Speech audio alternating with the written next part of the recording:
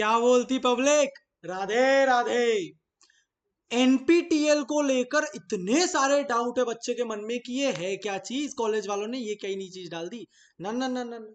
बहुत अच्छी चीज है, समझाऊंगा कि होता क्या है। देखो यार, कॉलेज पूरे 4 साल में बहुत सारी चीजें करवाता है। लकड़ी घिसवा ली, वेल्डिंग करवा ली, केमिस्ट्री, फिजिक्स, कोडिंग, सब कुछ हो रहा है। अभी तो और भी बहुत कुछ होगा। 1 साल में जब इतना हुआ तो सोचो और 3 साल में कितना होगा। स्टिल कुछ चीजें ऐसी होती हैं जो कि कॉलेज वाले कवर नहीं करवा सकते, इतना टाइम नहीं बचता। तो क्या किया जाता है, आईआईटीज की तरफ से शुरू किया हुआ एक इनिशिएटिव है एनपीटीईएल। ये लोग कुछ कोर्सेज को, कुछ सब्जेक्ट्स को एनपीटीईएल के थ्रू आप लोगों से कंप्लीट करवाते हैं और उसके बेसिस पे आप लोगों को क्रेडिट दे देते हैं। अब अगर किसी को एक क्रेडिट वाली चीज नहीं पता तो यार तुम लोग कहीं ना कहीं कॉलेज में लैग कर रहे हो। इसको करना कैसे? एक मेल आया होगा तुम्हारे पास जिसमें बताया होगा कि भाई लास्ट रजिस्ट्रेशन डेट ये है, वगैरह वगैरह वगैरह। मैं वो चीज बताता हूं जो कि उसमें नहीं दे रखी है। सबसे पहले तो आपको हर 6 महीने में ये कोर्सेज मिलेंगे, एनपीटीएल के कोर्सेज मिलते हैं। ठीक है। साथ ही साथ इनमें कुछ असाइनमेंट्स दिए हुए होते हैं। आप जब इस कोर्स पर एनरोल करोगे, अभी बताऊंगा कैसे करना है एनरोल। आप जब इस पे एनरोल करोगे आपको कुछ असाइनमेंट्स दिए होंगे। आपको वो असाइनमेंट्स करने हैं, उसके बेसिस पे आपको क्रेडिट्स मिलेंगे जब आप इस कोर्स को कंप्लीट कर लोगे, और एक सर्टिफिकेट मिलेगा। जरूरी बात यह है कि 4th ईयर कंप्लीट होते होते कुछ पर्टिकुलर नंबर ऑफ क्रेडिट्स जो कि एनपीटीएल के थ्रू कंप्लीट होने थे वो हो जाने चाहिए। यानी कि कोर्स को पूरा करना, इसको कंप्लीट करना, इसको पास करना, वो सर्टिफिकेट लेना जरूरी है। ठीक है। अब भैया पढ़ना कैसे है, क्या है, उस सब के बारे में मैं थोड़ी सी देर बाद डिस्कस करूंगा। पहले मैं डायरेक्टली आ जाता हूं कि इसके ऊपर रजिस्टर करना कैसे।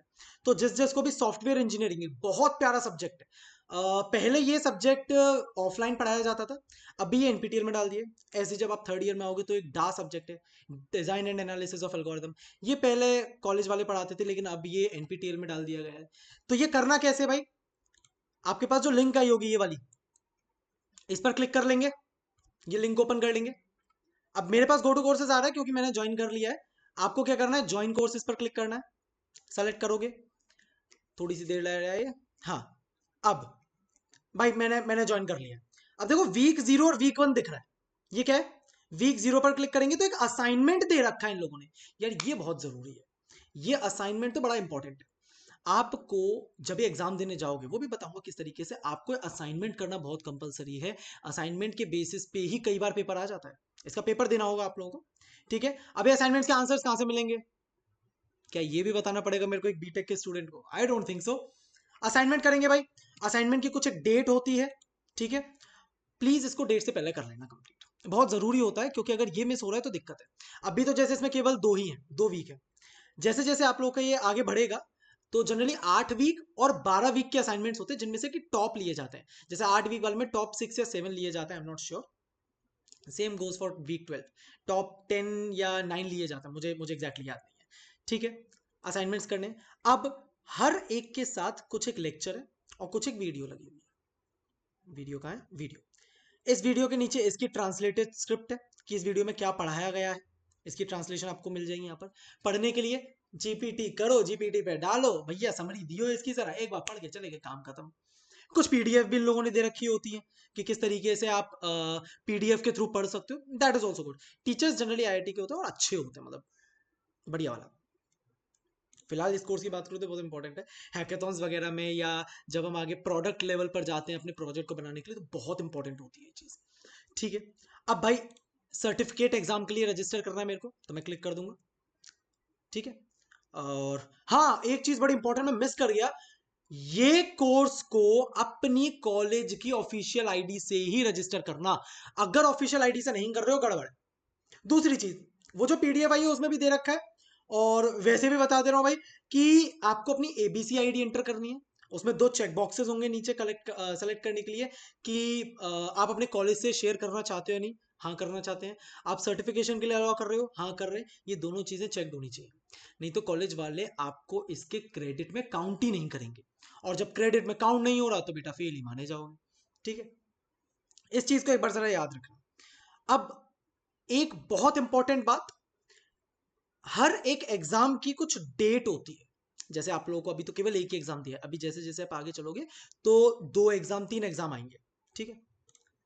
जैसे जैसे एग्जाम्स बढ़ेंगे आप लोगों के, उस केस में आप लोगों को क्या करना है, एग्जाम की डेट को बहुत ध्यान से सेलेक्ट करना कि कौन से वाले एग्जाम को हम लोग सेलेक्ट कर रहे हैं।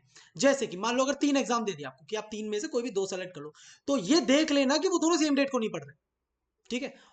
आपको एक सेंटर सेलेक्ट करना होता है यहाँ पर, सेलेक्ट सिटी। मैं भी कंप्लीट नहीं कर रहा हूँ क्योंकि ये मेरा वाला नहीं है, ये किसी और की आईडी से ले रखा है मैंने। मैं तो फाइनल ईयर में आ गया भाई। सिटी जब सेलेक्ट करो, घूमने का मन हो तो कहीं का डाल दो, नहीं तो मथुरा, जनरली मथुरा आगरा में मिल जाता है। और सेंटर आप लोगों का सेम ही रहेगा अगर आप 2 कोर्सेज भी सेलेक्ट कर रहे हो। फिलहाल एक ही है तो हम एक की बात करते हैं। ठीक है। रिव्यू फिनिश, पेमेंट करना है।